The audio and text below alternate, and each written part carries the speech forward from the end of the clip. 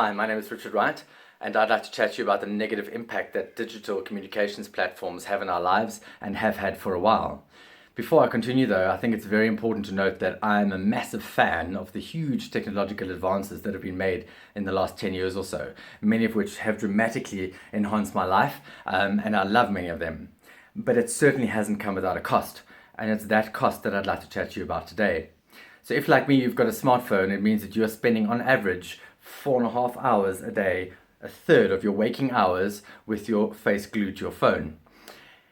And unfortunately, what it's led us to believe is that we can be more productive as human beings. It means we don't have to have an office. The internet is everywhere, so wherever we are, the office is with us. We could be sitting at a daughter's ballet concert, we can be at our son's football match, we can be at a strategy meeting, we can be in a board meeting. It doesn't matter where we are, but we can still be present in the moment and give our attention to a whole plethora of other things, social media included, texting friends, replying to emails. We are in contact.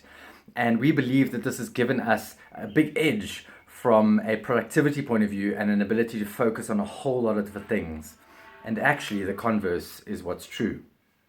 I've often thought that I was the world's greatest multitasker. I was a multitasking king. I'm slightly ADD, so I kind of thought, well, maybe that's just me needing to be stimulated. I can do a whole lot of things. And I've learned relatively recently that that just isn't true.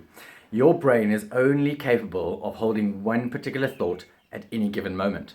In other words, if you are thinking that you can multitask, what your brain is actually doing is holding one thought, oscillating between the various thoughts and never able to fully give attention to one, which means you can never fully give your full potential, full ability to any one thing. It also means that you are not present, despite what you think.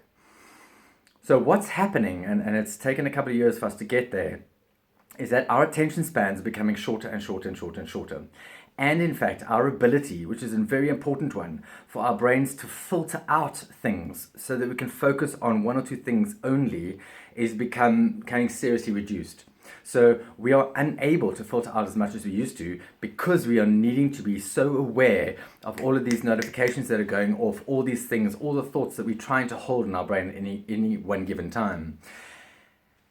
Coupled with that, what has happened is that we are losing the ability to engage with people on a face-to-face basis. So what we're seeing is that millennials, a whole generation of millennials, are utilizing digital communications platforms for more than 80% of all their communication in a day. We're even finding millennials in the workplace saying, please don't phone me. I don't need to see you face to face. I know what my job description is. It's a relatively clinical thing. I know what the structure is. I'm just going to get on and do with my job. If you need to get in contact with me, you can text me, you can email me, but it's too personal. It's making me feel uncomfortable.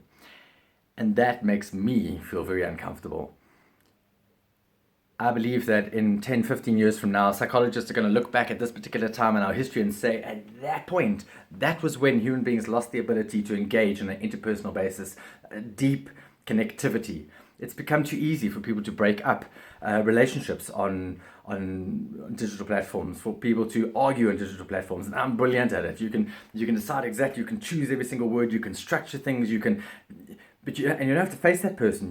You can actually hide behind a screen and not have to face the other person, not have to face the depth of emotion. And it's robbing us of a very large part of what it means to be human.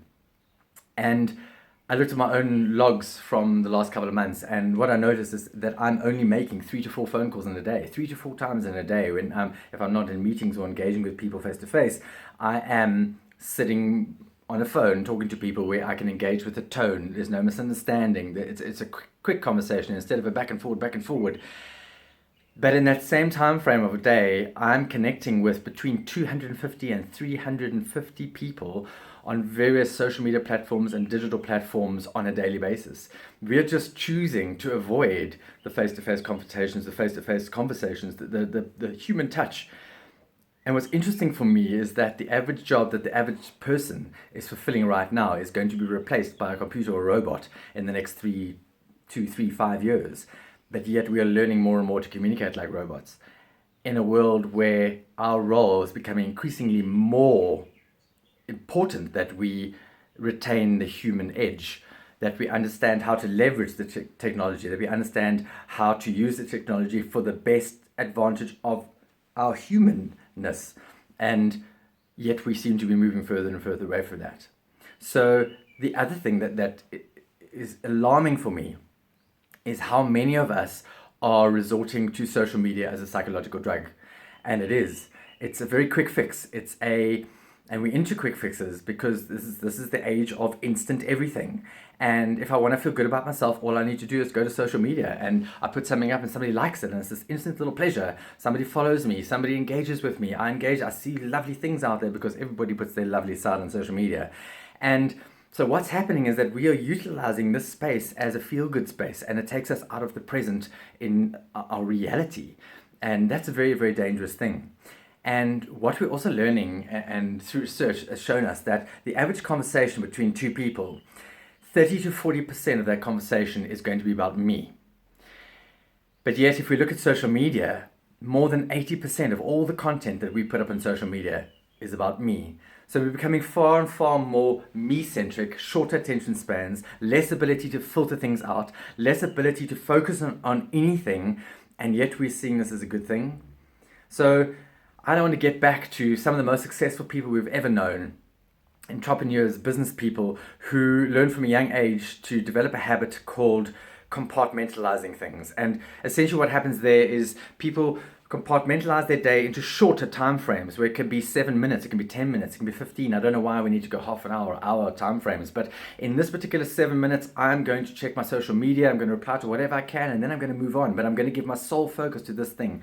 And then I'm going to put a presentation together, and for these 2 hours, it's presentation, and my phone's going to be in another room somewhere, or it's going to be off, because I want to give my sole attention to this thing.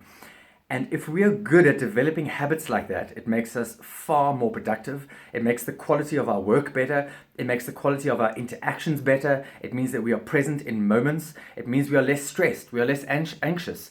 Because today's society is becoming more and more stressed and anxious because we are at the beck and call of everything that is instant. We are trying to hold all these thoughts simultaneously, and it puts us under an enormous amount of stress.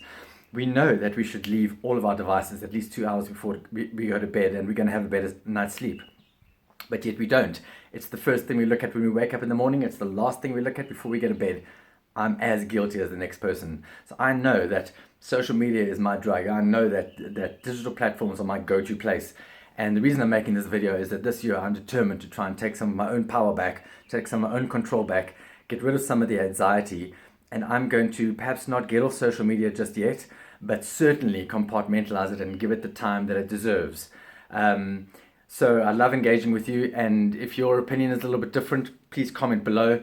Please like if you like the video and follow me for more. And until next time, cheers.